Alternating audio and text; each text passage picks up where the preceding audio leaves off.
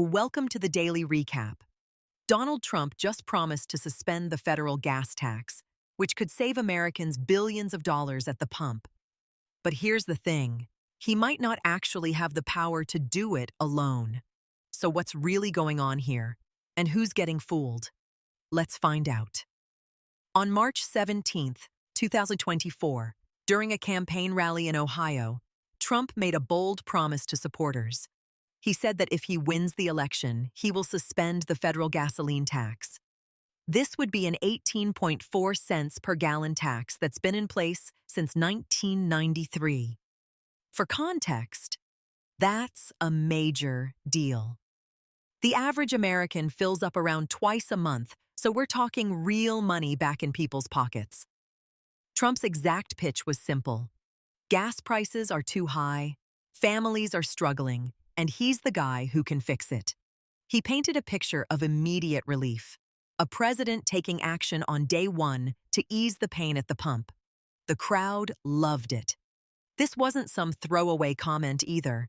His campaign has been hammering this message, using it in ads, press releases, and speeches across multiple states. They're treating it like a centerpiece of his economic policy heading into the general election. Here's where it gets complicated, though. And this is the part the headlines aren't screaming about. Suspending a federal tax is not something a president can just do with an executive order. It requires an act of Congress. That's right, Congress, the legislative branch. The House and the Senate have to vote on it, debate it, potentially face procedural delays, and then pass it.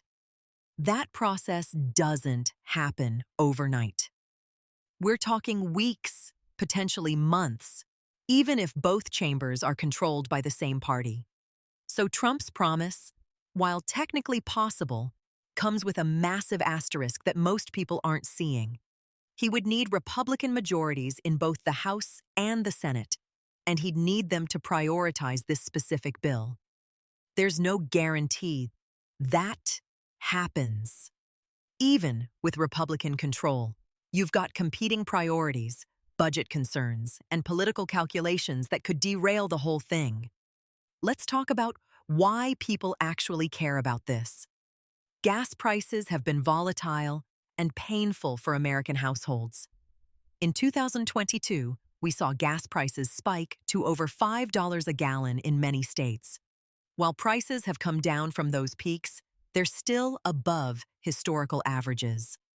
A family that fills up their tank twice a month could save between $40 to $50 per fill-up if this tax was suspended. Over a year, that's over $1,000. For a family already stretched thin, that actually matters. But, and this is important, this tax suspension would have serious downstream effects. That federal gas tax doesn't just sit in a politician's account. It funds infrastructure. The Highway Trust Fund, which pays for road repairs, bridge maintenance, and highway construction projects across America, is directly funded by gas taxes. Right now, that fund is already underfunded.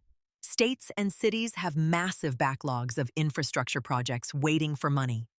If you suspend the revenue without replacing it, you're essentially saying those roads might not get fixed, those bridges might not get repaired, and those jobs that come with construction projects might not materialize.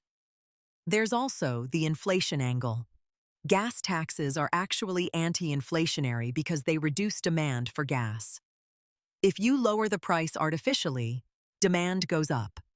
More demand could actually keep prices elevated or prevent them from falling further.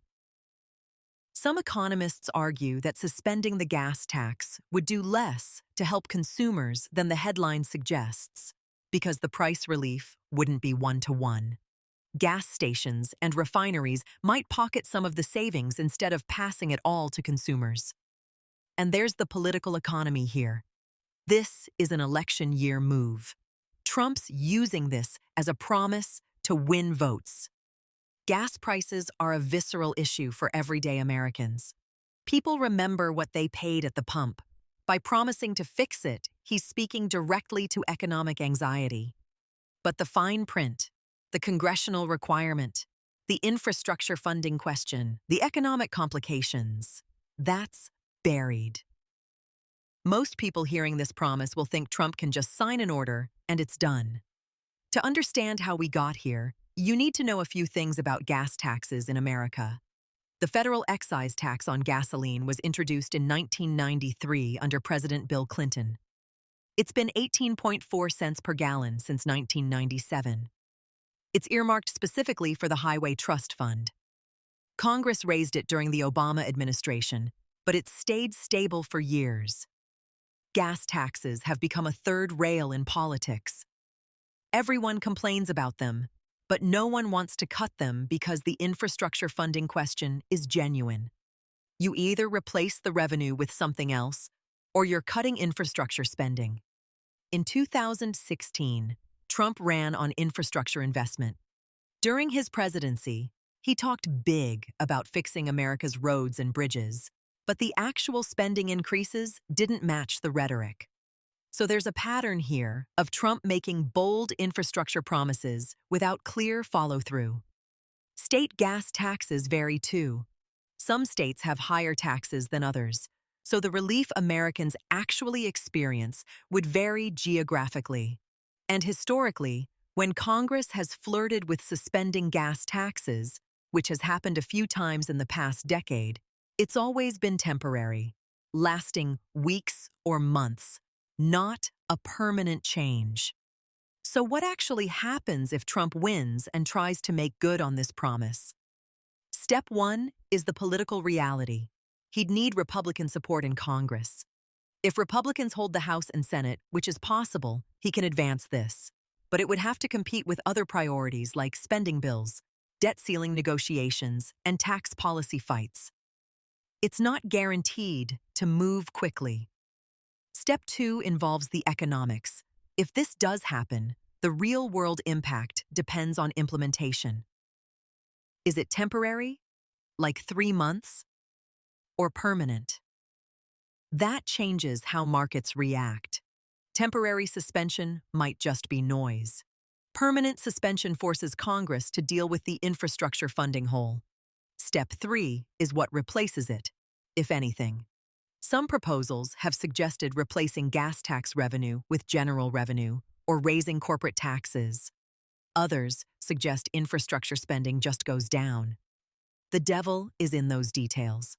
Most political observers think if this happens, it would be temporary, maybe through the election season or the first year of a second Trump term. Then it expires.